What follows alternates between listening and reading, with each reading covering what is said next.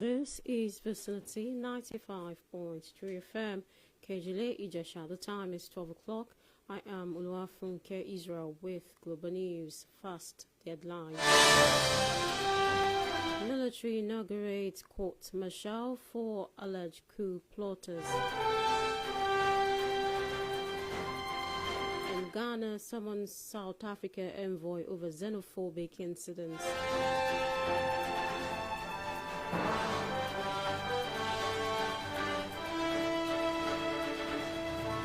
U.S. weapon shifts to Middle East raises military concerns. Now the news in full. The Nigerian military has inaugurated a general court martial to try 36 personnel accused of involvement in an alleged plot to overthrow the administration of President Bola Tinubu. The court martial, constituted by the Defense Headquarters, was inaugurated on Friday at the Scorpion Mess Asokoro, Abuja, under heavy security. Due to the high-profile nature of the proceedings, the session was held behind closed doors. Journalists and accredited defense correspondents who had received prior invitations were denied access to the venue.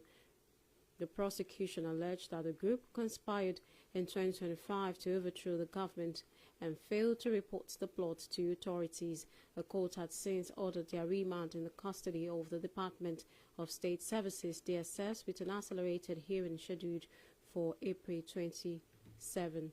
Reacting to this, Senior Advocate of Nigeria, Femi Falana, called on the Attorney General of the Federation and Minister of Justice, Lateef Fagbemi, to exercise his powers as stipulated in the Constitution by terminating the illegal charge preferred against the 36 alleged coup plotters before the General Court Martial. The Lagos State government has dismissed allegations that it has shielded suspects linked to the killing of 6 traders at Wode Oniri in Lagos, insisting that its decision not to prosecute was based strictly on lack of evidence. In a rejoinder issued, the Attorney General and Commissioner for Justice, Lawal Pedro, described as false, misleading, and unsupported by facts a publication questioning the state's handling of the August 27, 2025 incident involving Inspector Manu Bala and 4 other police officers. Pedro maintained that no evidence was established against the suspects based on materials forwarded by the Lagos State Police Command. He explained that a thorough review of witness statement, suspect statement, and all the documentary evidence revealed no direct link between the suspect and the deaths of the traders. Away from Nigeria, Ghana has summoned South African envoy over xenophobic attacks against illegal Ghanaian migrants in KwaZulu-Natal province, asked to return home to fix his country. South Africa, the continent's most industrialized economy, has been a destination for both legal and undocumented African workers, now saddled with an employment rate of over 30%. It has since repeated spurts of xenophobic and anti-migrants protests and occasional violence. Foreign Minister Samuel Ozozeko Ablakwa also warned of escalating tensions with foreign nationals, including Ghanaians, being advised to remain indoors for their safety. In his meeting with South Africa's Acting High Commissioner Tando Dalamba, Akwabla underscored Ghana's support for the anti-apartheid struggle and emphasized that the unprovoked harassment and attacks on law-abiding individuals are contrary to the principles of African solidarity. Benin's Finance Minister Roman Wagani won the country's presidential election after final results were announced late Thursday.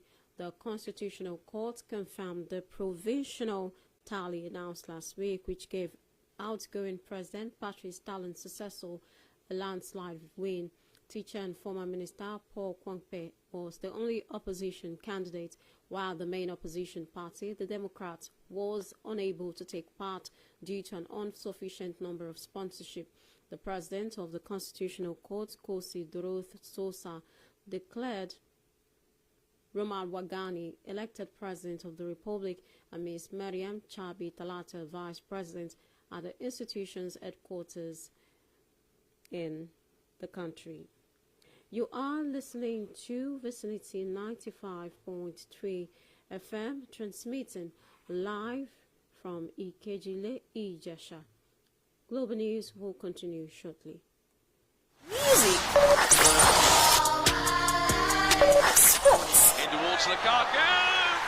Entertainment, politics, all on your darling station, Vicinity 95.3 FM, Ikejile, Ijesha. Thanks for staying tuned.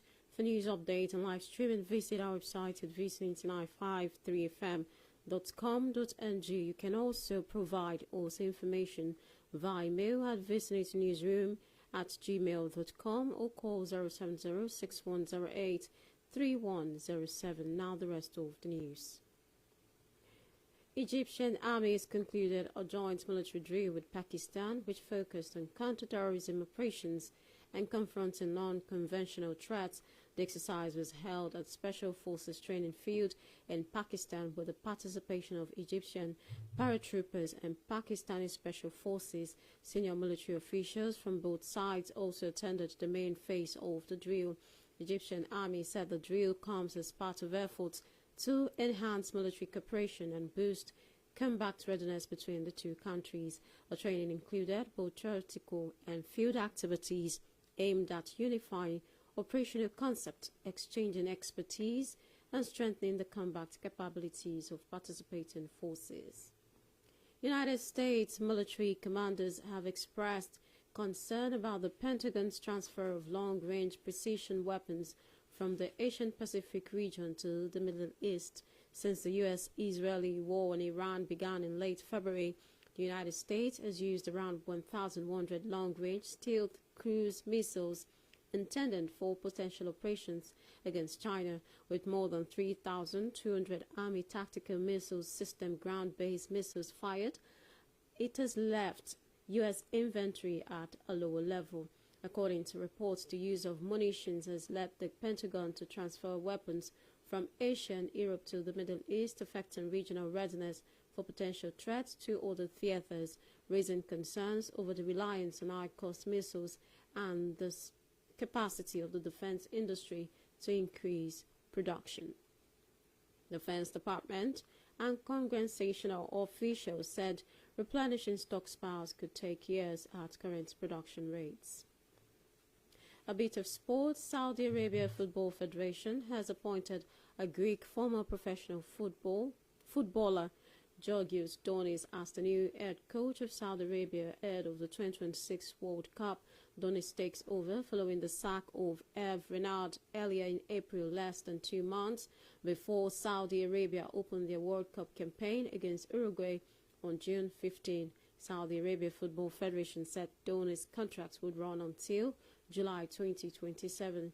The country will face Spain, Uruguay, and Cape Verde in Group H at this year's World Cup to run from June 11 to July 19.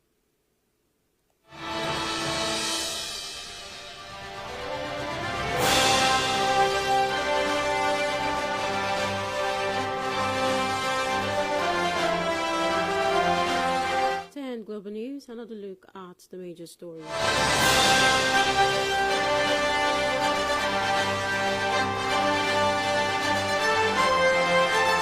The Nigerian military has inaugurated a general court-martial to try 36 personnel accused of involvement in an alleged plot to overthrow the administration of President Bola Ahmed Tinubu.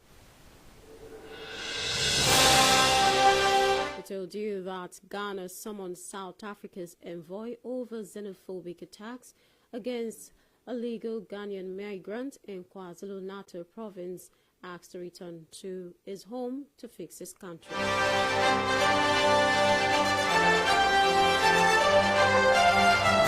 And lastly, heard United States military commanders have expressed concern about the Pentagon's transfer of long-range precision weapons from the Asian-Pacific region to the Middle East.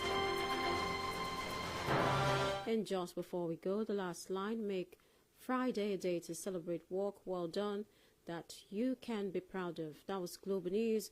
It was edited by Oyedayo Folonsho. I am Oluwafunke Israel. Many thanks for listening. Please stay tuned for News Nationwide at 6 o'clock. Good afternoon.